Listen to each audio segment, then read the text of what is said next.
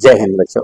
आज हम लोग परसेंटेज में कुछ बेहतर क्वेश्चंस को देखेंगे और इसमें ऐसे क्वेश्चन को बात करेंगे जब किसी एक ही नंबर पर दो बार वृद्धि हो रही है या दो बार कमी हो रही है या एक बार वृद्धि एक बार कमी हो रही है। आइए पहला क्वेश्चन देखते हैं। एक व्यक्ति है जिसकी आय पहले 10% बढ़ जाती है, 10% इंक्रीज कर जाती है, फिर कुछ दिनों के बाद 20% बढ़ती है, after few day again increase 20%। फिर कह रहा है कि आय में कुल कितने प्रतिशत की वृद्धि होगी।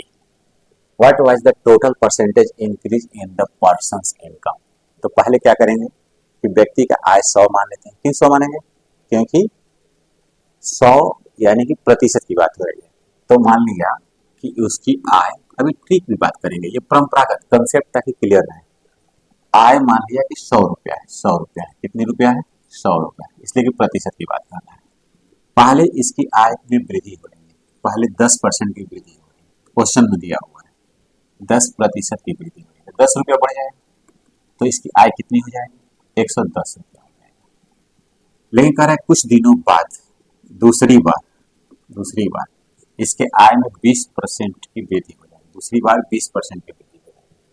तो 20% 110 पर बढ़ेगा, जितनी आय रहेगी 110 का 20% जब निकालेंगे तो 110 इंटू 20/100 22 आएगा, 22 रुपया बढ़ेगा। तो टोटल इसकी आय कितनी होगी?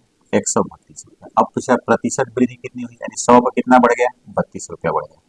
तो 100 पर 32 की वृद्धि हुई तो 32% आंसर होगा, जो कि आपके ऑप्शंस में भी दिया हुआ है, डी में ये आंसर हो जाएगा। लेकिन हम इसे एक ट्रिक से भी देखते हैं। ट्रिक में एक सक्सेसिव मेथड का फॉर्मूला होता है कि x प्लस वाई और एक्स वाई अपॉन 100 होता है, एक्स वाई अपॉन 100।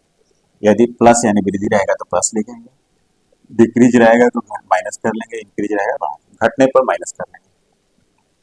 अब यहाँ पर देखिए दोनों बार बढ़ती है, ये 10 है और ये 20 है, फिर ये प्लस ऊपर में गुणा है 10 20 अपॉन बटे में 100, ये कट जाएगा। कटने के बाद आप देख रहे होंगे 30 और 2 कितना हो गया? 32%। 32% प्लस में आ रहा है, जब प्लस में आएगा तो अधिक वृद्धि होगी। तो ये राइट आंसर क्या हो गया? राइट आंसर आपका डी हो गया। इसी तरह नेक्स्ट क्वेश्चन को ये देखते हैं हम लोग। क्वेश्चन नंबर 2 कह रहा है कि मोहन अपने व्यय में, वहां आय की बात कर रहा था, यहाँ व्यय की बात कर रहा है, कोई दिक्कत नहीं। 15% घटाया, फिर 5%, किसी कारण से व्यय कम कर रहा है। तो देखिए एक्सपेंडिचर कम कर रहा है, तो उसी सक्सेसिव मेथड से आते हैं। एक्स प्लस वाई, एक दो बार लिखते हैं इसको ताकि याद रहे। तो पहले 15% ये कम कर रहा है, कम मतलब माइनस, यहाँ पर देखिए प्लस का सिंबल है, फिर माइनस है, 5% कम करता है, 5% कम कर दिया। यहाँ प्लस है एक्स वाई, तो एक्स का मान भी क्या है? 15 है, और इनटू वाई का मान क्या है? 5 है अपन 100। अब देखिए इसको करेंगे तो माइनस ही होगा, तो -15 और -5, ये -20% हो जाएगा। अब इसमें आप गुणा करेंगे तो देखना है 75 प्लस में आएगा 75 अपॉन 100, इसे जब करेंगे तो 3/4, तो -20%, ठीक है, और प्लस 3/4, तो माइनस का सिंबल ज्यादा है, तो इसमें से ये क्या हो जाएगा? घट जाएगा, 19 1/4 आ जाएगा। माइनस है, माइनस में से होता है कमी, तो 19 से 1/4। देखिए यहाँ अधिक दिया हुआ है और यहाँ कमी दिया है। जल्दबाजी में इस आंसर को ठीक नहीं करेंगे कि आंसर कौन सा होगा? बी राइट आंसर आपका होगा। ठीक है, नेक्स्ट क्वेश्चन को देखते हैं। Question number 3। अब इस क्वेश्चन नंबर 3 को आसानी से करने का प्रयास करते हैं। 20% बढ़ गई किसी की मजदूरी और बाद में 10% घट गई, किसी कारण से पहले देखिए अच्छा काम किया होगा तो 20% बढ़ गई, फिर थोड़ा सा सुस्ती आ गई होगी, खराब काम किया होगा 10% कम हो गई। तो यहाँ दोनों की बात करना है, सावधानी से करना है। एक्स प्लस वाई और एक्स वाई अपॉन 100। अब यहाँ पर पहले 20% बढ़ती है, तो 20% बढ़ने का मतलब प्लस में, और यहाँ पर प्लस जो है ये फॉर्मूले का, फिर लेकिन यहाँ 10% कम हो जाएगी तो -10%, यहाँ पर 20 और -10 अपॉन 100। एकदम सावधानी से करेंगे। 20 में 10 यहाँ पर प्लस माइनस माइनस हो जाएगा, यानी 20 माइनस 10 हो जाएगा।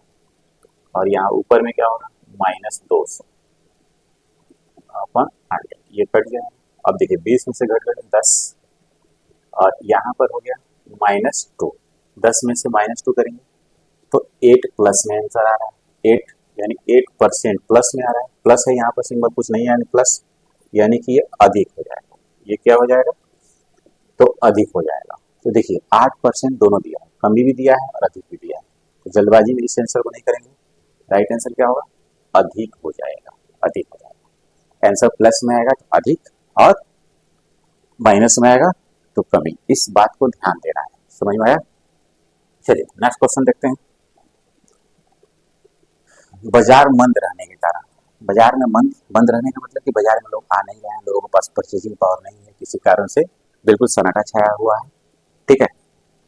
तो बाजार बंद रहने के कारण राम की आय 10% घट गई, परंतु कुछ दिनों के बाद आय में 15%, फिर बाजार चलने लगी तो 15% बढ़े। इस प्रकार उसके आय में कितने प्रतिशत की वृद्धि। तो कोई बात नहीं, अब देख रहे हैं पहले 10% कम हो रहा है, फिर 15% बढ़ जा रहा है, तो 15% बढ़ा देंगे। और यहाँ पर -10 इंटू 15 अपन 100, इसे सॉल्व करेंगे तो +5 आएगा, 15 + 5 आएगा।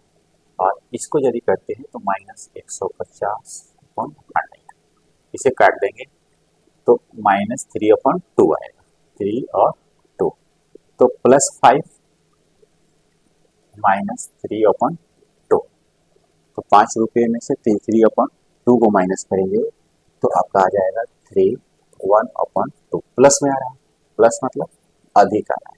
तो देखते हैं इस तरह इतना परसेंट अधिक किसमें है, तो 3.5, देखिए कमी दिया है, जल्दबाजी में आंसर गलत हो जाएगा। तो ये आंसर पहला नहीं होगा, कौन सा आंसर होगा, बी होगा, बी, बी, ये राइट आंसर है, right answer B. Next question देखते हैं, क्वेश्चन नंबर 5। इधर अच्छे से क्वेश्चन को पढ़ते हैं। एक कारखाने के उत्पादन में पहले 25% की वृद्धि, परंतु कुछ दिनों के बाद उत्पादन 15% कम हो गया। तो इस प्रकार कारखाने के उत्पादन में कितने प्रतिशत की कमी या वृद्धि। कमी या वृद्धि यानी प्लस में आंसर आएगा तो वृद्धि, और माइनस में आएगा कमी।